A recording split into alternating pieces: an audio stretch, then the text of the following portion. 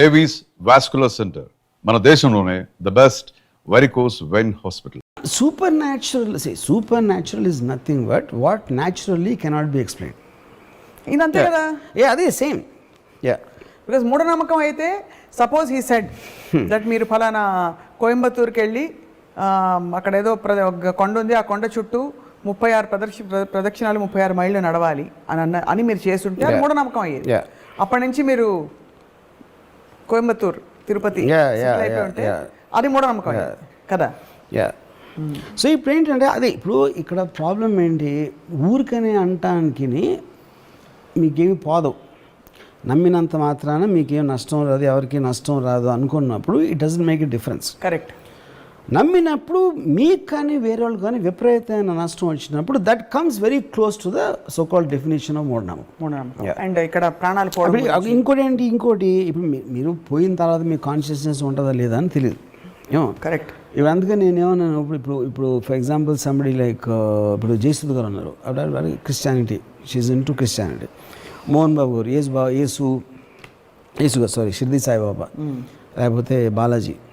అవి మోహన్ బాబు గారితో అన్నా, సరే మీరు గంటకు ఒకసారి బాబా శిష్యులు అంటారు, ఇదంటారు అదంటారు, మీరు పోయి పైకి వెళ్ళినప్పుడు అక్కడ ఉంటే అల్లా ఉంటే మీ పరిస్థితి ఏంటన్నా, ఏం క్లోజప్ ఉంటుంది, అప్పుడు వచ్చి మీరు క్లోజప్ తీస్తామని చెప్పాను. ఎందుకంటే తెలియదు ఎవరికి కూడా, మనం ప్రాక్టీస్ చేస్తున్నాం. హిందూయిజము, క్రిస్టియానిటీ, ఇది బుద్ధిజం అన్నీ చేసాం. లంబాడి వాళ్ళకి ఎవరి దేవుడో నాకు తెలీదు. వీళ్ళందరూ ఎవరి దేవుళ్ళు నాని చేస్తున్నప్పుడు వీళ్ళందరికీ సంబంధించిన స్వర్గాలు ఉంటాయా, ఒకటే ఉంటుందా అక్కడ తెలియదు. అది తెలియదు కదా. ఎవరి బిలీఫ్ వాళ్ళది, ఎవరి నమ్మకం. మనం అందరం ఇంద్రుడు ఉంటారని మనం అనుకుంటాం, వాళ్ళు ఏదో అనుకుంటున్నారు, ఇంకోళ్ళు ఎవరు ఏదో అనుకుంటున్నారు, జన్నత్ అని వాళ్ళు అనుకుంటున్నారు. పైకి వెళ్ళినోడు మళ్ళీ కిందకి రారు, మనకి చెప్పడం అక్కడ ఒకటే ఉంది చూసుకోండి అని చెప్పడానికి ఎవడు రాడు మళ్ళీ వెనక్కి లేదు. సో బేసిక్గా అది పాయింట్. అందుకని నేను అందరితో బాగుంటా,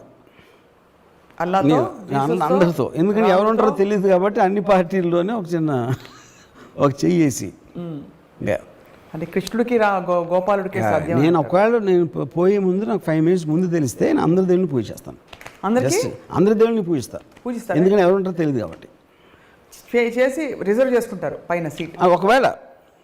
ఎందుకంటే అదే కదా ప్రాబ్లం. ఇప్పుడు ఇన్ని సంవత్సరాలు నేను బతుకున్నంత కాలం దేవుడిని నమ్మకుండా నేను పైకి వెళ్ళిన తర్వాత వెంకటేశ్వర స్వామి అనుకో డ్యాంగ్ అని, అప్పుడు నా మమ్మీ గారి పరిస్థితే కదా అది కూడా. అర్రే మళ్ళీ వెనక్కి పరిగెత్తి మళ్ళీ ఇంకొకసారి లైఫ్ బతకడానికి ఛాన్స్ ఇవ్వండి, నన్ను తిరుపతిలో పుట్టించిందని కోరుకోవాలి. అప్పుడు ప్రహ్లాదుడి గురించి ఆ నమ్మకం ఏంటి, మీ ఒపీనియన్ ఏంటి? ప్రహ్లాదుడు basically I think is the worst son ever born in history. ఎందుకంటే ఫాదర్ డ్రాన్ చేసాడు. మీరు ఎలాగో ఫాదర్ పుట్టించి పెంచి అన్నీ చేస్తే ఈయన ఎగస్ పార్టీకి వెళ్ళి ఓటేస్తే ఇంకేంటి పాయింట్? ప్రహ్లాదుడు దైవ స్వరూపుడు, స్వరూపుడు. ఇప్పుడు నేను మీరు ఫాదర్ సన్ గురించి అడిగారు చెప్పాను. ఫాదర్ సన్ మీరు తీసేస్తే ఈజ్ వన్ మోర్ భక్తుడు, ఏంటి పెద్ద విషయం దాంట్లో? అంతే. ఎన్నో లక్షల భక్తుల్లో ఒకడు. తండ్రికి ద్రోహం చేసిన భక్తుడు అదొకటే నా కేటగిరీ ప్రహ్లాదుడు. కానీ ప్రహ్లాదుడికి జరిగిన సంఘటనలు నమ్ముతారా? చదివారా? ఇప్పుడు ఏం సినిమా చూసారా?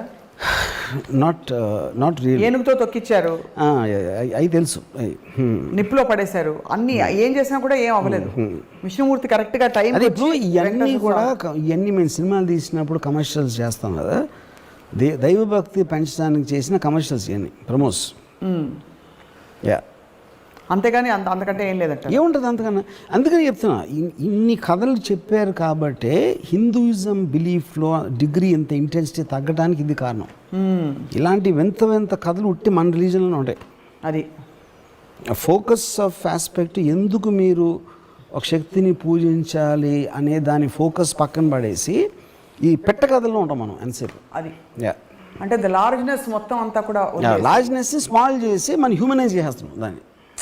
అప్పుడు ఏంటి వినాయకుడు, ఇప్పుడేంటి ఇప్పుడు ఎవరు దూరంగా ఎంత తొందరగా ప్రపంచం చుట్టూ వస్తారు అంటే వినాయకుడేమో మదర్ చుట్టూ పరిగెట్టి, అంతకన్నా మ్యానిపులేషన్ ఉంటుంది ఎప్పుడైనా?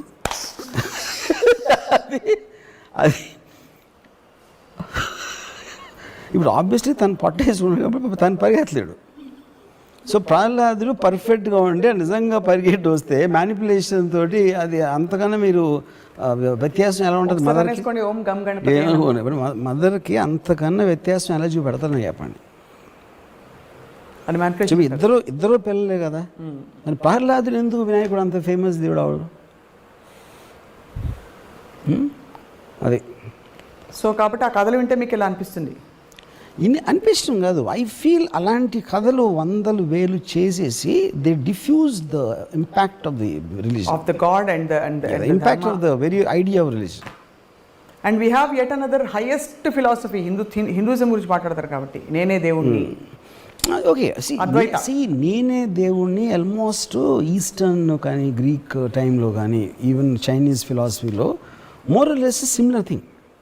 అంటే that is a very obvious thing to reach. Size of the universe, how small you are అని చెప్పేది ఎనీ సొసైటీలో ఎనీ కైండ్ ఆఫ్ సివిలైజేషన్లో ఫండమెంటల్గా వచ్చింది ఎప్పుడైనా సరే. ఇప్పుడున్న పరిస్థితుల్లో మరి మూఢనమ్మకాలు బాగా డామినేట్ చేస్తున్న టైంలో మీరు ఆనందయ్య మందుని మీరు వేసుకుంటారా? అవసరం ఉంటే వేసుకోరు. ఎందుకు? For the same reason, I want to question on some kind. ఇప్పుడు నాకు ఫర్ ఎగ్జాంపుల్ ఇప్పుడు అలోపతి మెడిసిన్ ఉందనుకోండి, why did it become famous? ఇప్పుడు యాక్చువల్గా మెడిసిన్ స్టార్ట్ అయ్యింది వరల్డ్ హిస్టరీలో obviously it will be from Anandayya kind of people. ఎందుకంటే అప్పుడు మనకి ఏమి లేవు కాబట్టి. ఆ టైంలో మూలిక, వేర, ఇదా, వాట్ ఎవర్, అది ఆ టైం నుంచి దాన్ని డెవలప్ అవుతా ఒక పర్టిక్యులర్ టైంలో science based system is what is so called allopathy, which is the reason world ఓవర్లో కూడా రైట్ మీకు అలోపతి హాస్పిటల్స్ డామినెంట్గా ఉంటాయి కానీ not anything to do with this.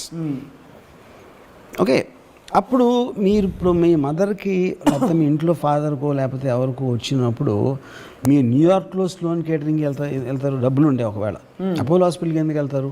అవును, ఎక్కడ most sophisticated I mean equipment ఉంది. Sophisticated equipment is about science, right? You know, so ఆటోమేటిక్గా. So majority of the people always move toward science, right? ప్రాక్టికల్గా మాట్లాడటానికి మాత్రం నమ్మకాల గురించి మాట్లాడతారు. అది నాకు తెలిసిన చాలామంది దే కంప్లీట్లీ ఆనందయ్య కరెక్ట్ అంటారు, కానీ మళ్ళీ పొద్దున్న మళ్ళీ is going to Apollo hospital. చేపల మంది కూడా అంతే కదా. Same thing. Whatever they say, whatever they believe, practical అప్లికేషన్లో majority will go back to science, right? And మీరు బేసిక్గా ఎగ్జామ్స్కి ముందు ఎప్పుడైనా దాని దేవుడికి దండాలు పెట్టుకోవడం చేశారా? No, never. నేను నా వెరీ ఎర్లీ టీన్స్లో కూడా, అంటే నేను చెప్పేది almost I can't remember, I think Kurnool అక్కడ మా గ్రాండ్ ఫాదర్ ఉండేవారు. ఆ టైంలో కూడా నేను ఒక వెళ్తూ I use to have a look of, అంటే లుకింగ్ డౌన్ అపాన్ భక్తులు. ఎవెన్చువలీ నాకు భక్తులు ఈజ్ అ పాయింట్, దేవుడు ఈజ్ జస్ట్ ఎ స్టోన్. ఈ చుట్టూ ఉన్న భక్తుల మీద ఐ నెవర్ హ్యాడ్, అది నాకు భక్తుల మీద నాకు అసలు ఇంప్రెషన్ పోవటానికి మెయిన్ కారణం మా నాన్నమ్మ. మా నాన్న నాకు ఈ మైండ్ దేవుడికి అగేన్స్ట్గా థింక్ చేయటం, ఆలోచన అనేది మా గ్రాండ్ మదర్ మన వచ్చింది. సో ఇప్పుడున్న పరిస్థితుల్లో మీరు హేతువాదులు, నమ్మకస్తులు కాదు, నమ్మేవాళ్ళు. నమ్మకస్తులు అంటే basically trustworthy, the trusting people, the believers, non believers. Most dangerous ఎవరు, మోస్ట్ సేఫ్ ఎవరు?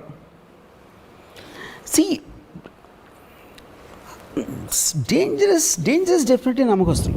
ఎందుకంటే వాళ్ళు అంటే నమ్మకం, ఆఫ్ కోర్స్ నేను డిగ్రీ చెప్తున్నాను మళ్ళీ, ఎంత ఎక్కువ డిగ్రీలో నమ్మేవాళ్ళు అంటే వాళ్ళు అంత డేంజరస్ ఉంటారు. Because they will do anything.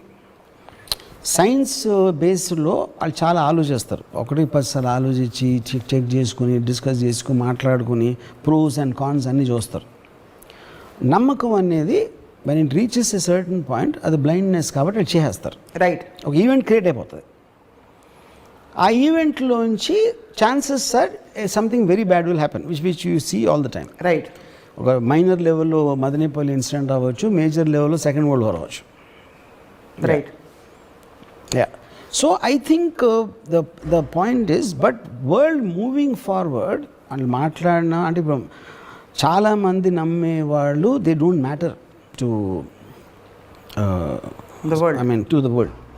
వాళ్ళ ఇంట్లో ఏదో They are in their own world. They're in their old mode. Yeah, But who are the people who are significantly impacting the society one way or the other? ఇది నమ్మకం ఉన్నవాళ్ళు. నమ్మకం ఉన్నవాళ్ళు. I mean C ఇప్పుడు if you look at it, ఒక country ఉందనుకోండి, BJP నమ్మేవాళ్ళు ఉంటారు, కాంగ్రెస్ నమ్మేవాళ్ళు ఉండొచ్చు, ఇంకో పార్టీ నమ్మేవాళ్ళు ఉండొచ్చు. System doesn't work like that. మరి ఏదైతే గవర్నింగ్ సిస్టమ్ ఏదైతే ఉంటుందో it doesn't work on belief system, it works on science, it works on processes. బీజేపీలో వచ్చిన అదే చేస్తారు. ఒక మార్జినల్ డిఫరెన్స్లో రెటారిక్ మీరు ఎంటర్ కానీ ఓవరాల్ ప్రాసెసింగ్ సిస్టమ్ ఏం మారదు. Right. That will never come under belief system. Yeah, judicial process అవ్వచ్చు, ప్రాసిక్యూషన్ ప్రాసెస్ అవ్వచ్చు, ఎగ్జిక్యూటివ్ అడ్మినిస్ట్రేషన్ ప్రాసెస్ అవ్వచ్చు, all of them will work on process. They don't work on beliefs. Right. Yeah. What do you feel about the strong non-believers? లేదు లేదు లేదు అని అరిచి గీపెట్టి చెప్పేవాడు. See, strong non-believers are as stupid as all they're worse than మూఢనమ్మకాలు. Yeah. భగవాన్ తుమ్ హే చెప్పండి. Yeah, ఎందుకంటే to say something is not there is as stupid as to say it is there. Yeah, I mean అప్పుడేంటి మీరు ఆలోచించేది science process not about దీన్ని believe చేస్తే impact ఏంటి, believe చేయకపోతే ఇంపాక్ట్ ఏంటి అనే ప్రాసెసింగ్ సిస్టంలోంచి మీరు అది నేను చెప్పింది. You have to look at there. even for something as scientific as a vaccine, మీరు అనే point I'm elaborating. When they weigh the pros and cons, ఇంత తొందరగా వచ్చిన వ్యాక్సిన్ పనిచేస్తున్నా దీనివల్ల సైడ్ ఎఫెక్ట్లు వస్తాయా? ఒక మ్యామత్ లెవెల్లో ఒక పాండమిక్, వరల్డ్ పాండమిక్ నడుస్తుంది. They found the benefits of believing the vaccine. That's whole point. Yeah, that's the whole point. So దేవుడు కూడా అంతే కదా, మనకు ఏ నమ్మకం అయినా అంతే కదా. బెనిఫిట్స్ అవుట్వే ద రిస్క్ అనేది that is whole concept. Because like I said, science can never be exact. Yes. And it is also constantly seeking answers. It is not making an absolute statement. Absolute statement అని ఎప్పుడు అంటావు, ఇప్పటి వరకు మనకు తెలిసిన దాన్ని బట్టి చెప్పొచ్చు. But we will continuously be getting more data and more information. అప్పుడు అబ్సల్యూట్ ట్రూత్ అనే దానికి మీనింగ్ లేదు.